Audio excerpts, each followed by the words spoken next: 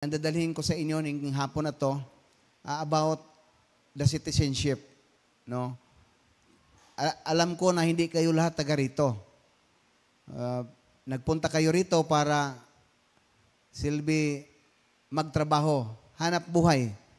Yung iba rin, mga taga Manila, magpunta sa Amerika, sa ibang bansa, para din hanap buhay. Yung iba, pleasure. No? Gusto na mag-migrate sa ibang bansa para makatira ng, masabi natin, siguro sa ibang bansa, yung happiness, no, na makapunta lang doon, okay na, happy na. Dito din sa mga taga Leyte, taga Mindanao, gusto sa Manila. Ang taga Manila, muadto og laing lugar. So wala na yung Tagalog din puros na din mga Bisaya. Or may kunti, pero sa napakinggan ko, marami ang mga Cebuano. When in fact, ang may-ari na binigyan ng pagkataon ng Panginoon, ang Sasing family is mga Bisaya. No? So, ang Philippians chapter 3 verse 20, our citizenship is in heaven. But before we go to heaven, mga kapatid, maraming requirements. Kagaya din ng magpunta tayo ng ibang bansa. No? May passport, visa, na yun ang magpahintulot sa iyo, magpunta ka muna before mag-green card or before mag-migrate. Ang langit na naman, marami ang requirements. Pero maliit lang sana, no? Hindi mahirap kasi kung ikaw lang magpakabait ka. If you love your God with all your heart, with all your mind, with all your souls, if you love your neighbor as you love yourself, then tapos. Wala nang visa.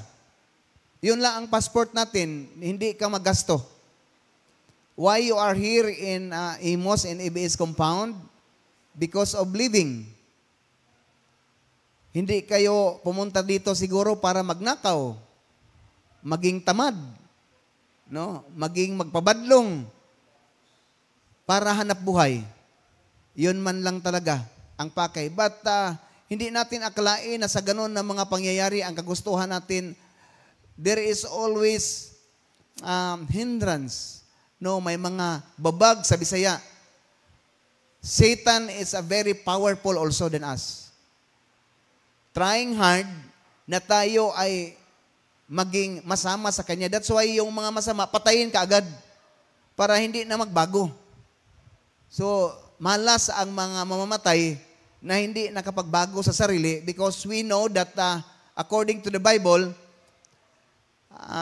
close provision yung pagkamatay.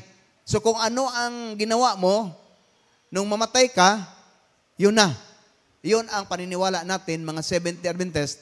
Yun ang din ang paniniwala ng totoong may Panginoon according sa Biblia. So, I appreciate no sa inyo na pumunta kayo rito, nagtulong-tulong. Siguro, you are not sa sarili niyo talaga nakagustuhan. I believe that you are also selected and chosen by God na magpunta rito para magtulong, maghanap buhay. Amen? So, I hope and pray na ganun sana. No? Hindi sa ating sarili because we have our own self-interest kaya magpunta dito. Alam ko mga kapatid because, galing ako sa service ng law enforcement.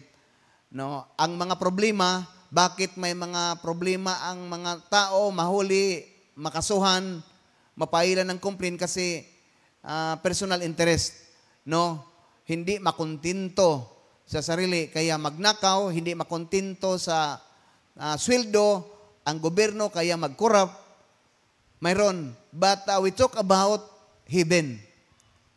Sa langit, ang pag-usapan natin ngayon, in which magsasabi, before we go to heaven, before we accept God, or even we accept now in God, we are now living in, siguro masabi natin, ungodly living.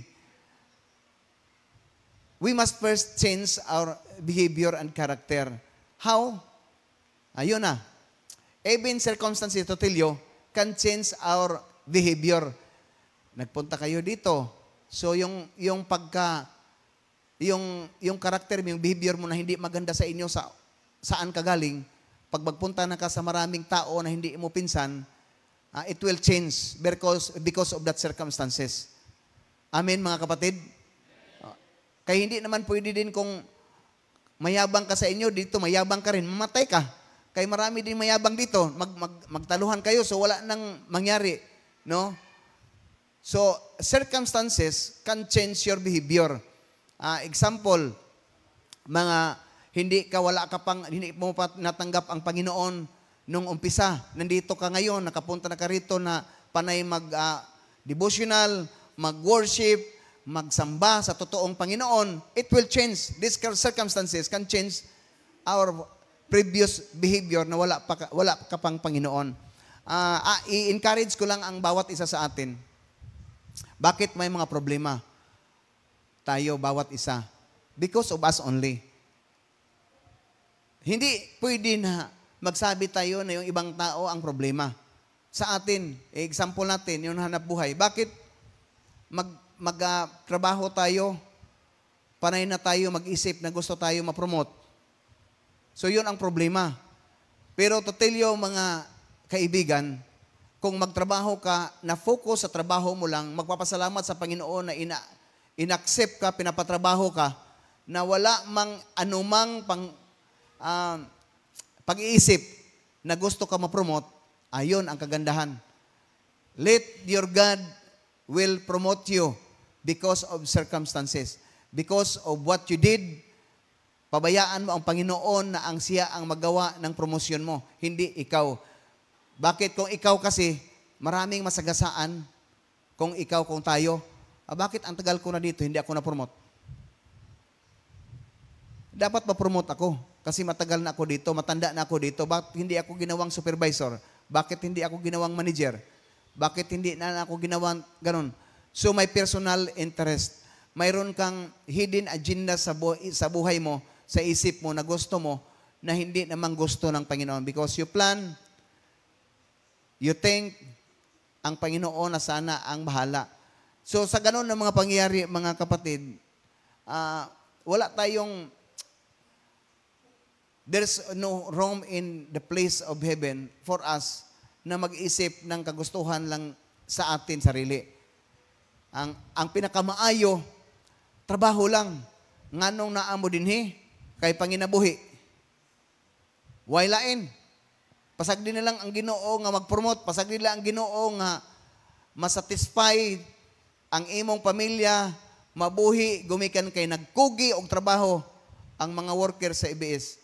Angay ba kasaligan ang katawhan nga nagtrabaho aning food product sa EBS? I'm talking here, I will not magsasabi ako, magsalita ng sa labas. Dito tayo kasi ang mga kausap ko, taga dito man. Kung pulis kayo, magsalita ako ng parte ng pulis. Ano ho? So dito tayo, why? Because you are calling by God, not yourself. Pabayaan mo na lang nang magsabi na yung kapatid mo, tinawag ka kaya pumunta ka rito. Ginawa yung mga pinsan mo, kapatid, kakilala mo ng Panginoon na instrumento para makapunta ka rito to help the ministry of EBS. Amen? Sagot kayo dyan. Tubag mo diya ba? Kaya para mahimong may meaning ang pagpunta, ang pagtrabaho niyo dito. Kaya walang meaning, walang magandang kapuntahan, parang kuhaan ka lang, mag-uol ka lang, no? Maghuna-una. So enjoy ka. Love your work. Why you are here? Higugmaa ang imong trabaho din eh. Kaya kung imong higugmaon ang imong trabaho din eh, mga kaibigan, mga higala, enjoy ka sa imong trabaho. Before I end, gusto ko isali sa inyo. You have planned and you are now working here because of living, para mabuhi ang tao. But it is very sad to say, sa imong plano nga gusto ka mabuhi, pero hindi mo sinasabuhay ang sabi ng Panginoon ng 1 Corinthians chapter 6 verse 19 and 20 na nagsasabi na your body is the temple of God Remember, hindi ka makapagtrabaho, ma-accomplish yung trabaho mo kung ikaw may sakit. Science says that what you eat is what you are. Nagkasakit ka because sa kinakain mo. Biblical yan at saka sa science. Walang masisisi sa kalagayan mo maliban sa inyo lang. Pero, there is a power of prayer also, mga brethren, na kung sakali may makasama natin na may magkasakit, ipagdasal natin. Pero sana, sa wala pang sakit, pag-isipan natin ng maigi na yung sakit because of our behavior, because of what we eated, mga kapatid. Ganun lang kasimple.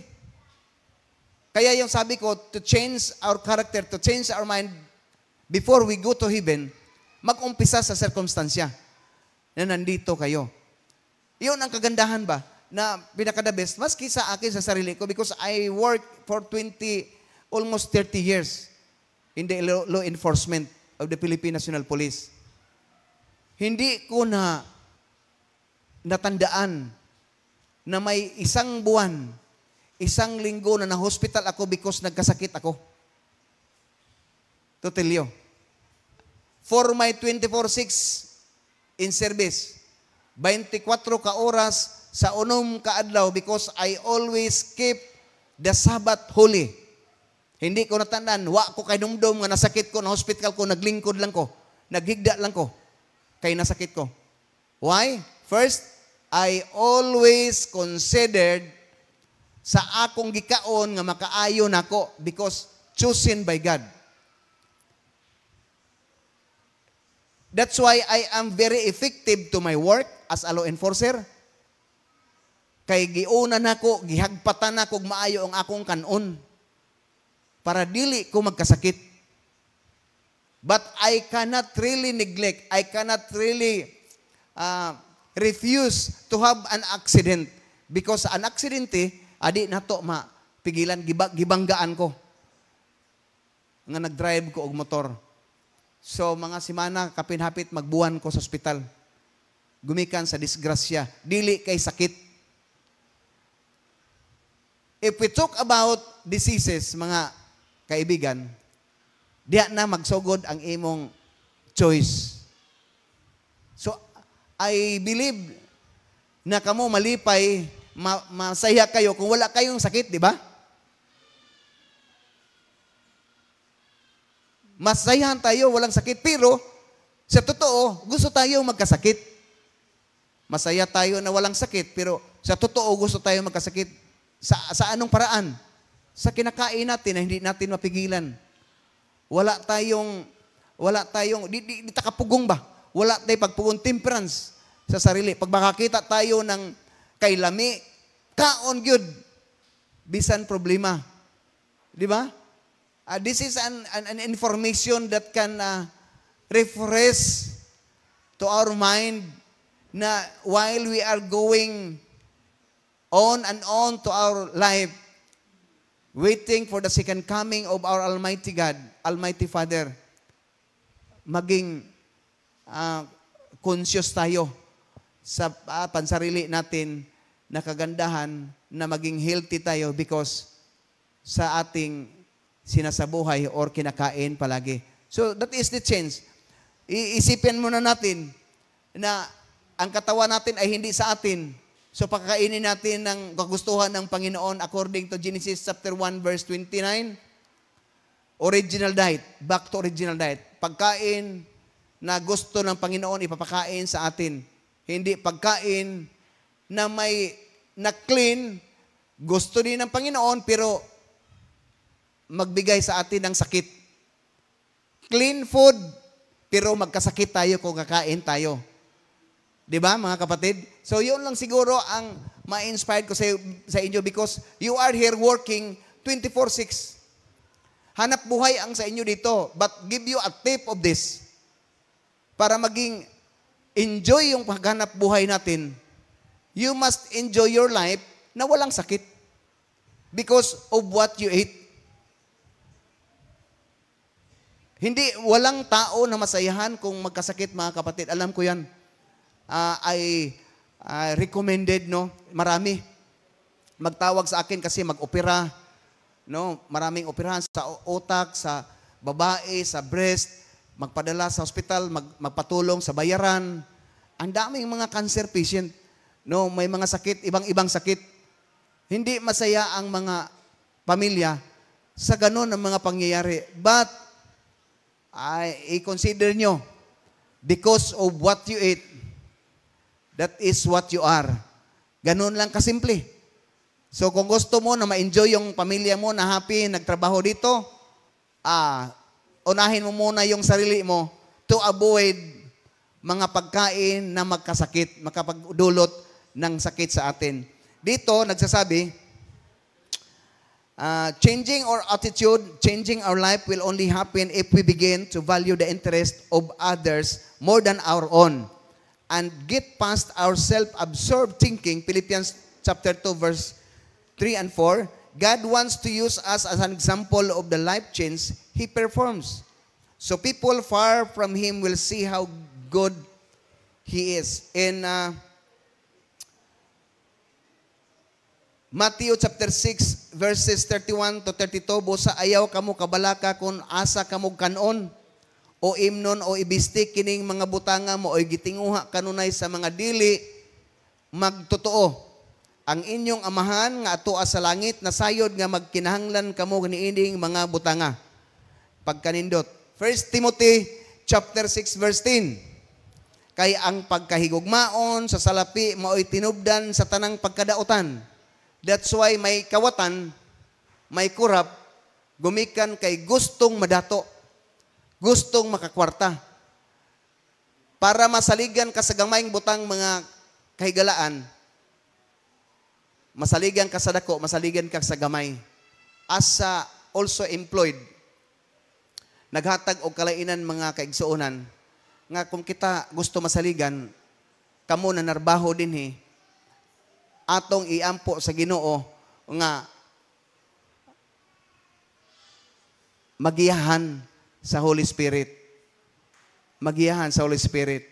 Kay para ma-appreciate mo sa Ginoo, dili lang sa pamilya sasing mag-appreciate ninyo, pati ang Ginoo nga maoy tag-iya, gihimo sila ang sasing family nga instrumento para mo makatrabaho, mabuhi dinhi sa imos Cavite or imos church kining simbahan nato dinhi kining compound.